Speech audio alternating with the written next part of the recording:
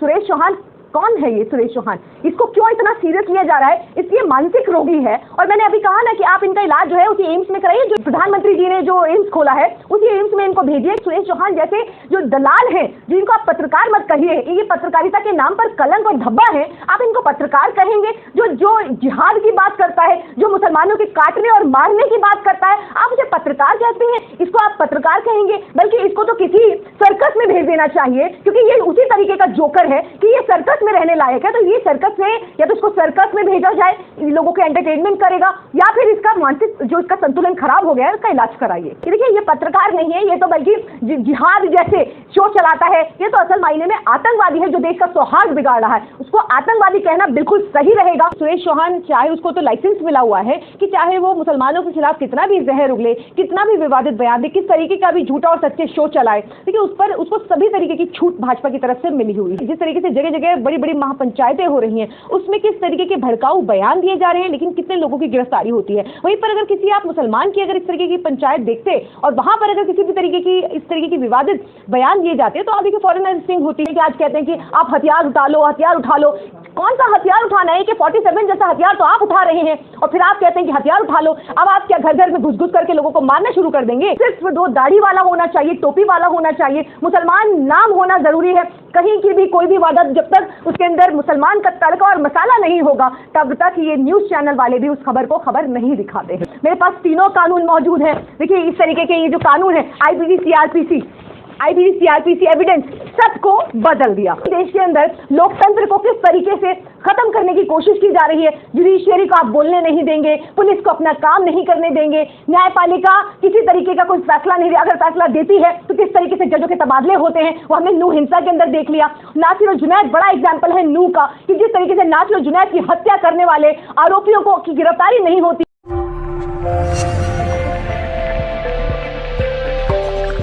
तू जो मोमिन है बातिल की कसरत से ना डर। तू जो मोमिन है बातिल की कसरत से ना डर। बदर में जिसने मदद की थी वो अल्लाह आज भी है। देखिए, जिस तरीके से सुरेश चौहान और तमाम बजरंग दल, RSS और गौ रक्षक दल, ये जितने भी दल हैं भाजपा के समर्थक दल, देखिए इनका एक ही काम है, एक ही मकसद है, सिर्फ और सिर्फ मेजॉरिटी को, बहुसंख्यक को ये दिखाना कि हिंदू कितना खतरे में है। देखिए, जिस तरीके से नूह और मेवात के अंदर जिस तरीके से हिंसा भड़की थी, देखिए ये किन लोगों ने भड़काई, क्या मकसद था इसके पीछे? क्योंकि देखिए, ये जो यात्रा थी वो धर्म की आड़ में धार्मिक चोला पहन करके और ये राजनीतिक यात्रा निकाली गई और हिंसा भड़काया गया। और फिर देखिए, जिस तरीके से जगह जगह बड़ी बड़ी महापंचायतें हो रही हैं, उसमें किस तरीके के भड़काऊ बयान दिए जा रहे हैं, लेकिन कितने लोगों की गिरफ्तारी होती है। वहीं पर अगर किसी आप मुसलमान की अगर इस तरीके की पंचायत देखते और वहां पर अगर किसी भी तरीके की इस तरीके की विवादित बयान दिए जाते तो आप देखिए फौरन अरेस्टिंग होती है। लेकिन सुरेश चौहान, चाहे उसको तो लाइसेंस मिला हुआ है कि चाहे वो मुसलमानों के खिलाफ कितना भी जहर उगले, कितना भी विवादित बयान दे, किस तरीके का भी झूठा और सच्चे शो चलाए, देखिए उस पर उसको सभी तरीके की छूट भाजपा की तरफ से मिली हुई है, RSS की तरफ से मिली हुई है। तो देखिए, इस तरीके के खास करके इस तरीके के हिंदू और मुसलमान के जिस तरीके से वो शो चलाता है, देखिए सुरेश चौहान, आज मैं कहती हूँ कि मोदी जी कहते हैं ना कि जिस तरीके से उन्होंने बिहार के अंदर एक एम्स खोला है,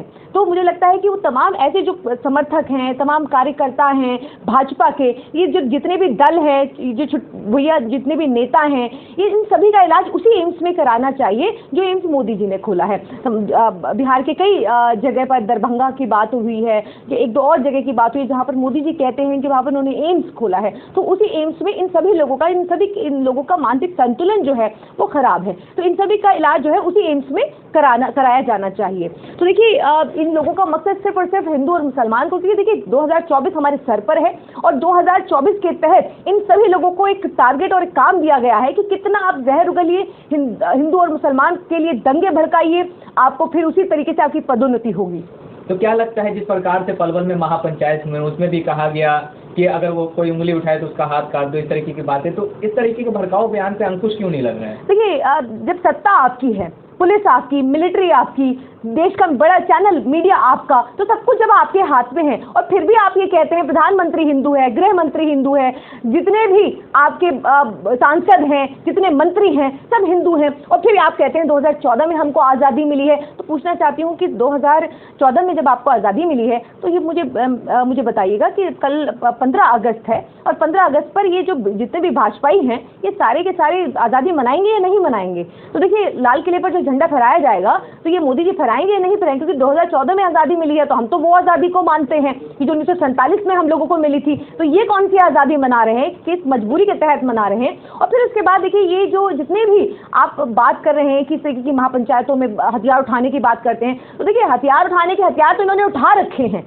इसमें कोई ऐसी बात नहीं है कि हथियार उठाने की इन्होंने बात कर दी तो कोई नई बात कर दी। नूह की जो हिंसा हुई उसके अंदर जितने भी ये तमाम दल के लोग वहां पर पहुंचे थे, सबके हाथ में AK-47 तक के हथियार थे। तो आप किस हथियार की बात करें कि आज कहते हैं कि आप हथियार उठा लो, हथियार उठा लो?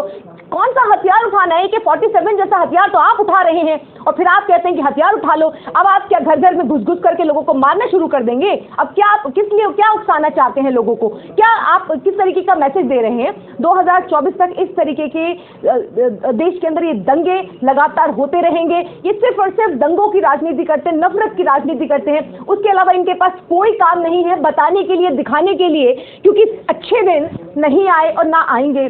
काला धन वापस जो लाने की बात हुई थी, ना वो आए ना वो आएंगे। देखिए, जिस तरीके से विकास के नाम पर ये मोदी सरकार आई थी, आज संसद के अंदर बैठ करके जिस तरीके से मणिपुर जैसे गंभीर मुद्दे पर प्रधानमंत्री जी हंसी ठिठोले लगाते हैं, देखिए आप इस बात से अंदाजा लगाइए कि कितने आपके जो प्रधानमंत्री हैं, कितने नॉन सीरियस प्रधानमंत्री हैं कि जो दर्द मणिपुर झेल रहा है वो आप दर्द तो क्या बांटते, आप तो उस पर हंस रहे हैं। विपक्ष को इशू बनाकर, विपक्ष को मुद्दा बना करके उस पर आप 2 घंटे 13 मिनट तक चर्चा करते हैं। शर्म आनी चाहिए। और मुझे इस बात की शर्म आती है कि आप इस देश के प्रधानमंत्री हैं और इतना कायर प्रधानमंत्री इस देश को पहले कभी नहीं मिला। लेकिन मैम एक चीज़ जानना चाहेंगे, जिस प्रकार से नूह में बुलडोजर चला और कहा जो लोग इस दंगा में शामिल थे उन पर कार्रवाई हुई है, बिट्टू बजरंगी और मोनू मानेसर भी इस दंगा के आरोपी ठहराए गए हैं, लेकिन कोई कार्रवाई नहीं हुई। देखिए, तो साफ है ना मैसेज कि देखिए आप दंगा करिए, हम आपको संरक्षण देंगे। क्योंकि आपने ये भी देखा होगा, क्योंकि अब आपको ये भी खबर मिल गई होगी कि जिस भी जज साहब ने इस बुलडोजर कार्यवाही को रोका था उनको उस कार्यवाही से पहले ही हटा दिया गया है। तो देखिए, ये मैसेज जो है ये क्या देना चाहते हैं? 2024 तक ये मैसेज देना चाहते हैं कि मुसलमानों को हम किस तरीके से हम टाइट करेंगे, किस तरीके से हम उनको घरों को बुलडोज करेंगे, हम उनका नामो निशान मिटाना चाहते हैं। तो ये मैसेज जो है, ये भाजपाई जो है और ये तमाम ये जो दल बनाए गए हैं वो क्यों बनाए गए हैं? इनको छूट दी जा रही है, हथियार ये पुलिस स्टेशन से लूट लेते हैं, फिर बेटियों का बलात्कार भी करते हैं, तिरंगा यात्राएं निकाली जाती है उनके। और स्मृति ईरानी महिला बाल विकास मंत्री हैं, मणिपुर के मुद्दे पर चुप रहती हैं, बेटियों को निर्वस्त्र किया जाता है, चुप रहती हैं। लेकिन राहुल गांधी जी पर टिप्पणी करती हैं, कहती हैं कि किस तरीके से उन्होंने फ्लाइंग किस दिया और वो मुझे दिया, मेरे भाजपा की सांसदों को दिया, और आचरण की बात करती हैं। इनका ये चरित्र है। तो आप इनके चरित्र की बात ना करें, क्योंकि देखिए ये साफ है कि देखिए आप हिंसा कीजिए, दंगे कीजिए, किसी की लिंचिंग कर दीजिए, सिर्फ 2 दाढ़ी वाला होना चाहिए, टोपी वाला होना चाहिए, मुसलमान नाम होना जरूरी है।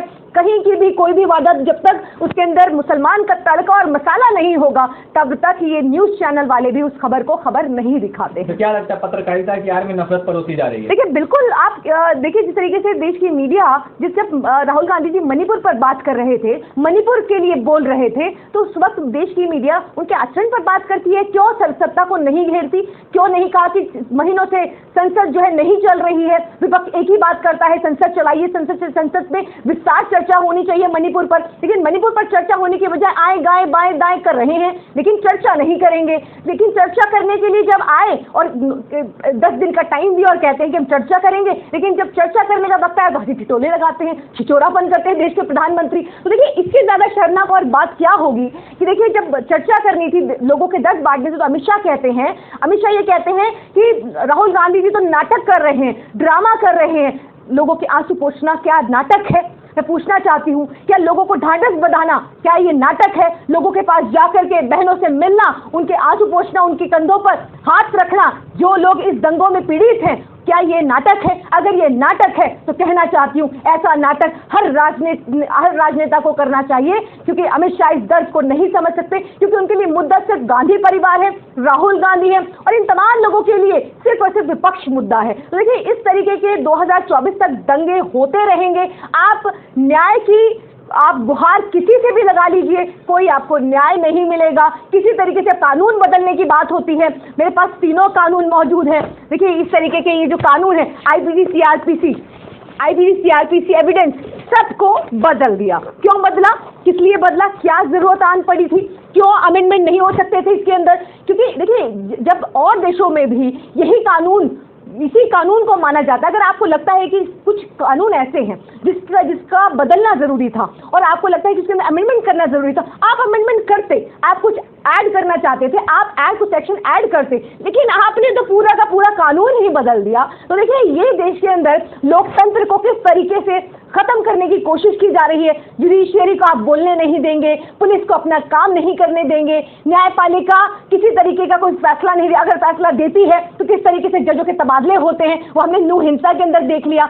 नासिर और जुनैद बड़ा एग्जाम्पल है नूह का, कि जिस तरीके से नासिर और जुनैद की हत्या करने वाले आरोपियों को की गिरफ्तारी नहीं होती है, गिरफ्तार करने आती है राजस्थान पुलिस, लेकिन उन पर उल्टा एफआईआर हो जाती है। तो देखिए, ये देश के अंदर चल रहा है। भाजपा को शायद ये लगता है कि वो इस देश के अंदर सिर्फ हमेशा के लिए हैं, लेकिन ये भूल गए हैं कि जो आज कोर्ट कचहरी जिसके बदौलत ये कूद रहे हैं, एक दिन ऐसा आएगा कि इनके पास वो कुछ नहीं रहेगा, ना कोर्ट, ना अदालतें, ना मीडिया, जिस पर ये कूदते हैं, जिसकी आड़ में ये सब लोग ये सब कुछ करते हैं, एक समुदाय को जिस तरीके से टारगेट करते हैं। वक्त नजदीक है, जल्दी विदाई होने वाली है। आखिरी सवाल ये है कि चूंकि सुरेश चौहान के पूछ रहे हैं कि क्या मेवात से राष्ट्रीय सुरक्षा को खतरा है, क्या लगता है आपको? देखिए, सुरेश चौहान कौन है? ये सुरेश चौहान, इसको क्यों इतना सीरियस लिया जा रहा है? इसलिए मानसिक रोगी है, और मैंने अभी कहा ना कि आप इनका इलाज जो है उसी एम्स में कराइए, जो प्रधानमंत्री जी ने जो एम्स खोला है उसी एम्स में इनको भेजिए, क्योंकि देखिए, इसको कोई सीरियस नहीं लेता। और मैं आप लोगों से भी कहना चाहती हूँ